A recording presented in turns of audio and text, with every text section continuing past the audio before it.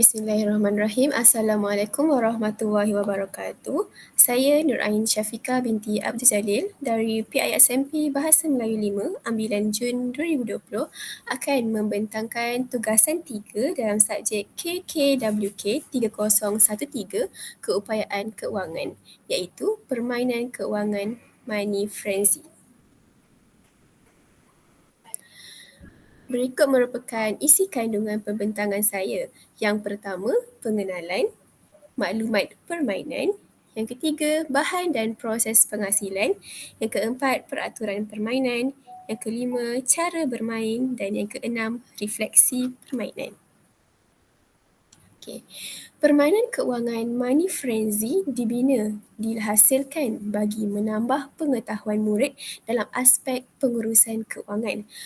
Pengurusan keuangan yang baik adalah dapat tahu membezakan keperluan dan kehendak sama ada sesuatu perkara itu perlu ada dalam kehidupan ataupun hanya keinginan seseorang manusia. Permainan keuangan ini juga hanyalah pengetahuan asas kepada pengurusan keuangan. Okay.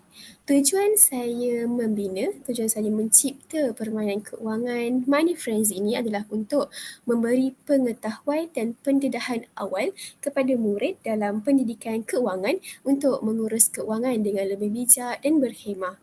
Dan tujuan permainan ini juga adalah untuk menambah pengetahuan pengurusan keuangan dalam kalangan murid. Okay. Maklumat permainan. Okay, nama permainan saya ialah Money Frenzy dan disasarkan kepada murid tahap 2 iaitu murid tahun 4, tahun 5 dan tahun 6.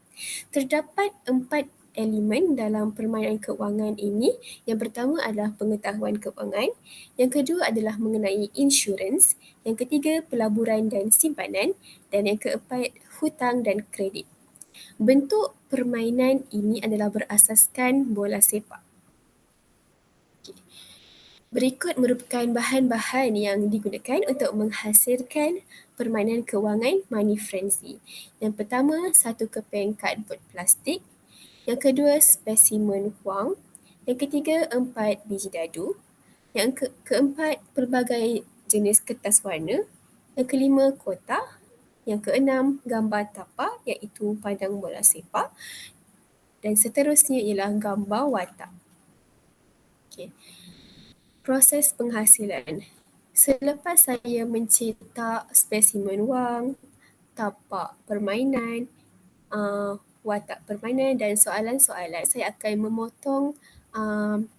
memotong kertas-kertas tersebut mengikut saiz yang telah ditetapkan.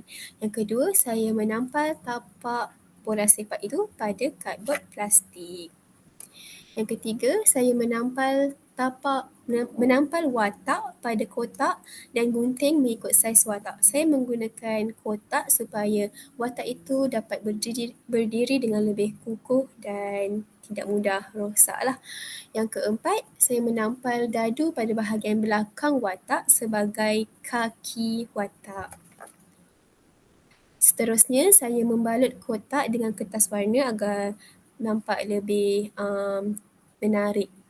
Yang keenam, saya membuat pembahagi dengan menggunakan kotak-kotak yang telah dipotong mengikut saiz yang telah ditetapkan.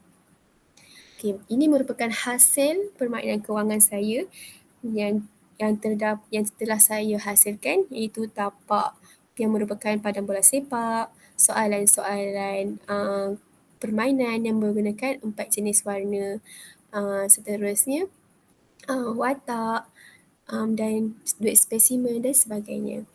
Okay.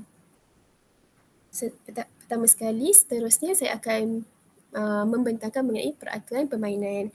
Okay, peraturan permainan Money Frenzy. Pertama, bilangan permainan ialah 2 orang atau 2 pasukan sekiranya bermain dalam kumpulan dan seorang pengurus keuangan. Yang kedua, giliran diundi dengan cara osum iaitu batu, burung dan air. Pemain yang menang akan memulakan permainan terlebih dahulu. Yang ketiga, pemain yang berjaya menjawab soalan sehingga ke gawang gol dan mempunyai pungutan wang yang tinggi dikira sebagai pemenang. Yang keempat, setiap pemain mestilah melaksanakan refleksi mengenai input yang mereka dapat selepas permainan ini berakhir. Okey, bagaimana cara ingin bermain permainan Money Friends ini? Yang pertama, setiap pemain diberikan sejumlah wang sebanyak RM250 sebagai wang permulaan. Yang kedua, setiap pemain perlulah menjawab soalan berdasarkan warna yang terdapat pada papan permainan. Okey, warna yang pertama ialah warna kuning. Warna kuning ini merupakan soalan-soalan mengenai hutang dan kredit. Warna merah jambu mengenai insurans. Warna merah mengenai keuangan sahaja dan warna putih mengenai simpanan. Okay, seterusnya, pemain yang berjaya mendapat jawab soalan dengan tepat diberikan wang tunai mengikut jumlah yang dinyatakan dalam kad soalan. Yang keempat, pemain yang gagal menjawab soalan perlulah membayar sejumlah wang yang dinyatakan pada kad soalan. Seterusnya, pemain yang berjaya menjawab soalan boleh mara ke bulatan seterusnya. Pemain yang gagal menjawab soalan tidak dibenarkan mara ke bulatan seterusnya dan perlu menjawab jenis soalan yang sama pada giliran yang seterusnya. Dan yang terakhir, pemain yang berjaya menjawab soalan sehingga ke gawang gol dan mempunyai pungutan wang yang tinggi dikira sebagai pemenang. Okay.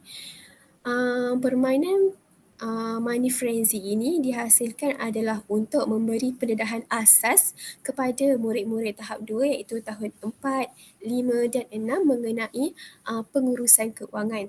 Terdapat beberapa kekuatan sepanjang saya menjalankan permainan Money Friends ini. Yang pertama, permainan ini mudah dihasilkan dan selamat untuk digunakan kerana menggunakan bahan-bahan yang mudah didapati dan tidak membahayakan. Yang kedua, sesuai dengan sasaran murid tahun 4, 5 dan 6 kerana soalan-soalan yang terdapat pada kad soalan hanyalah soalan yang mudah, soalan yang asas mengenai pengetahuan keuangan, dan yang seterusnya fleksibel iaitu boleh digunakan untuk kemahiran lain kerana papan permainan itu hanyalah mempunyai padang bola sepak dan bulatan-bulatan mengikut warna. Jadi boleh sahaja dimain untuk boleh sahaja digunakan untuk permainan dalam kemahiran lain. Okay, seterusnya kelemahan permainan keuangan ini iaitu yang pertama, saiz papan permainan yang besar dan sukar dibawa lah. Yang kedua, sifat permainan lebih kepada kanak-kanak lelaki kerana berasaskan permainan bola sepak. Okay, peluang yang didapati sepanjang bermain permainan Money Frenzy ini, pertama dapat mempelajari cara pengurusan keuangan dengan betul, dapat mengetahui pengetahuan asas mengenai insurans, kredit, hutang, simpanan dan sebagainya. Kerana murid-murid tahun 4, 5, 6 ni tidak diberikan pendedahan mengenai pengurusan keuangan. Okay, ancamannya pula mudah rosak sekiranya tidak dijaga dengan baik kerana bahan-bahan yang digunakan ini bahan-bahan yang mudah kalau kita kena air ke akan rosak dan sebagainya. Okay. Baiklah, itu sahaja pembentangan saya. Sekian, terima kasih.